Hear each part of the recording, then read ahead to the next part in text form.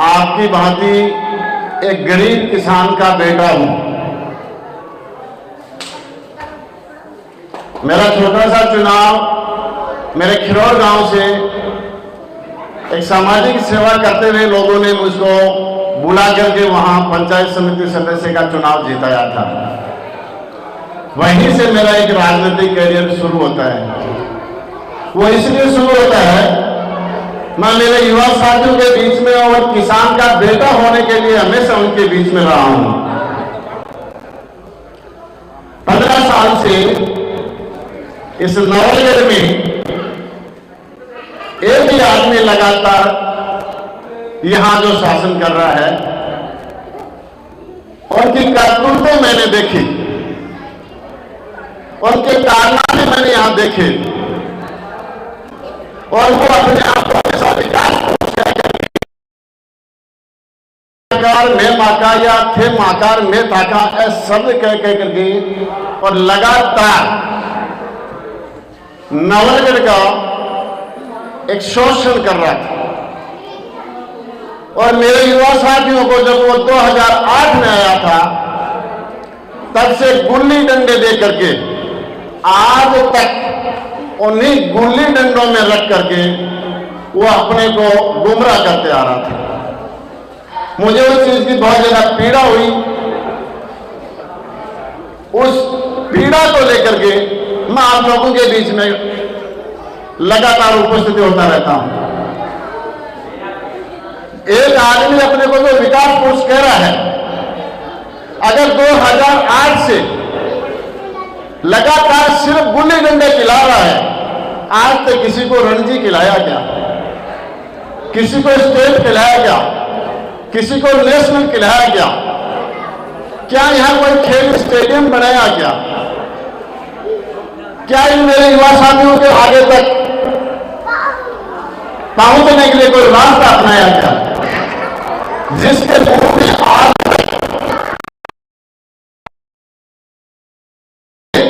और किसानों के लिए एक शब्द नहीं निकला, और अपन सब लोग लगातार इसको जीताते भी आ रहे हैं। उन पीड़ाओं को लेकर के मैं इस मैदान में आया हूं और भारतीय जनता पार्टी के एक सेवक के रूप में आपके बीच में काम कर रहा हूं। आपके पड़ोस में आप सब लोगों को पता है, एक 300 साल पुरानी जो धरोहर थी उस पे कब्जा कर लिया,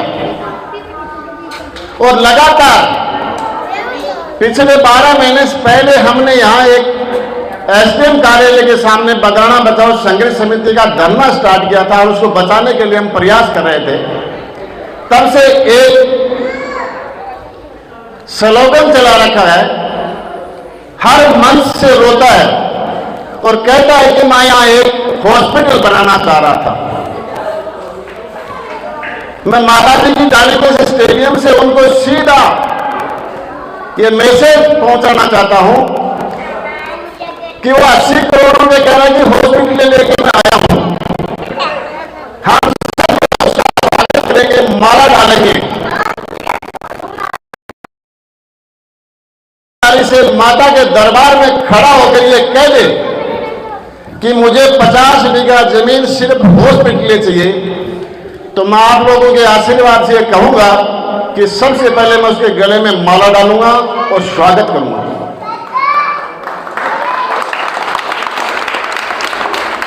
लेकिन वो उस 50 बीघा जमीन को खाना चाहता है, उसका हवाला देके बची हुई 75 बीघा को।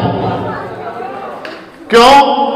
उस जमीन में ये कॉलोनी काटना चाह रहा था, और कॉलोनी काटने के लिए 40% जमीन सुविधा क्षेत्र में छोड़नी पड़ती है, या हॉस्पिटल फैसिलिटी हो, या स्कूल फैसिलिटी हो, या खेल स्टेडियम हो, उसके लिए रखनी पड़ती है। उस जमीन का हवाला देता है, और बची हुई 75 बीघा जमीन जिसकी कीमत 500 से 700 करोड़ रुपए है, और वो गऊ के लिए काम आने वाली जमीन थी, उसको खाना चाहता है।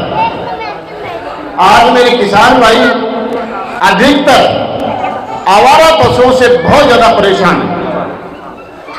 आज माता जी की ढाणी इस मंदिर के सामने भी आप देखते हैं, सैकड़ों की संख्या में गायें या अगर ये विकास पुरुष होता तो 125 बीघा जमीन में एक शानदार गौशाला बना सकता था। और अगर गौशाला के लिए ईमानदारी से अगर चंदा मिलवाते तो मैं कहता हूं कि गांव में मैं झोली लेकर के जाता और कई करोड़ों रुपए में चंदा लाके हम दे देते। लेकिन ये नहीं करना था। आवारा पशु किसानों की फसल बर्बाद करें और बदराना जोड़ा ये बर्बाद करें। पिछले दिनों रामदेव जी के मंदिर पे एक शाम गौ माता के नाम से एक प्रोग्राम किया था। आप सब लोगों को याद है। जिस आदमी को एक शाम गौ माता के नाम याद आई, वही आदमी एक शाम गौ माता के नाम बदराना जोड़ा अपने नाम। ऐसा काम करने वाले आदमी से हमें घृणा हुई, इसलिए इसके पीछे हम पड़े हुए हैं। खेल के नाम से मेरे युवा साथियों को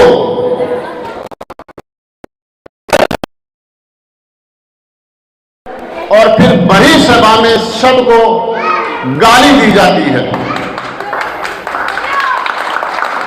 ऐसे अपमान करने वाले आदमी को हम उसके पीछे पड़े हुए हैं। उधर आप सब लोगों को पता है, श्री सीमेंट कंपनी के सामने 6 महीने से हम लोगों ने धरना दे रखा है। किसान के नाम से एक शब्द उसके मुंह से नहीं निकलता है और वो किसान 6 महीने से लगातार इसकी बात गाड़ रहे हैं। उन किसानों को बिजली काट दी गई, पानी के कनेक्शन काट दिए गए, खड़ी फसल में बुलडोजर चलाया गया, ऐसी यातनाएं दी गई। अगर ये चाहता तो श्री सीमेंट कंपनी को बड़े अधिकारियों को बुलाकर किसानों के बीच में आधा घंटे में यह फैसला करवा सकता था, लेकिन नहीं। करोड़ों रुपए का मोटा कमीशन खा करके उन सेठों के साथ में होकर किसानों को लात मार रहा है। ऐसे इस दबंगई आदमी के शासन को उठाने के लिए हम आप लोगों के बीच आए हैं। चौकी के सामने एक बहुत बड़ी जगह थी जिसमें मंदिर बने हुए थे, सैकड़ों पीपल के पेड़ लगे हुए थे, पुरानी वहां शमशान भूमि थी।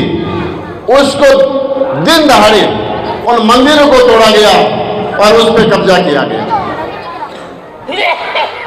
दूसरी तरफ हर स्टेशन ये बात कहता है कि हमने ये स्कूल खुलवाई, वो स्कूल खुलवाई, अस्पताल खुलवाए, रोड बनवाई।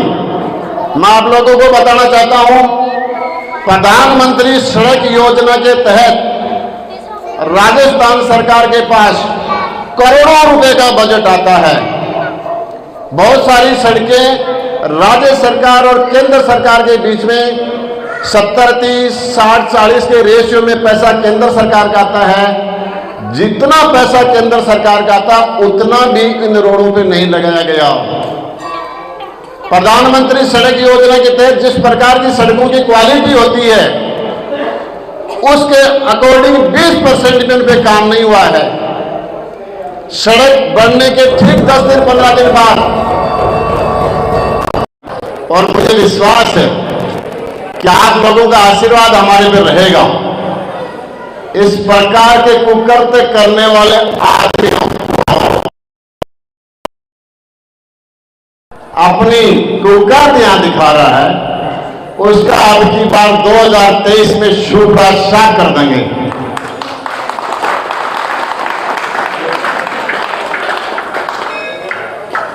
यही हमारा प्रण है।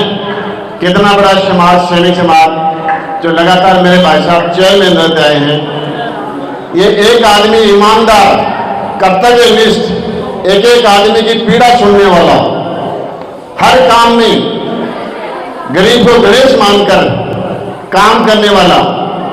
मैं आज भी देखता हूं सुरेंद्र जी चेयरमैन भाई साहब के पास दिन में सैकड़ों आदमी अपनी परेशानियां लेकर के, अपनी पीड़ा लेकर के आते हैं और अपने चेयरमैन काल में इन्होंने जितनी सेवाएं गरीब लोगों की की, हर आदमी के दुख दर्द में आगे खड़े रहे, ऐसे आदमी को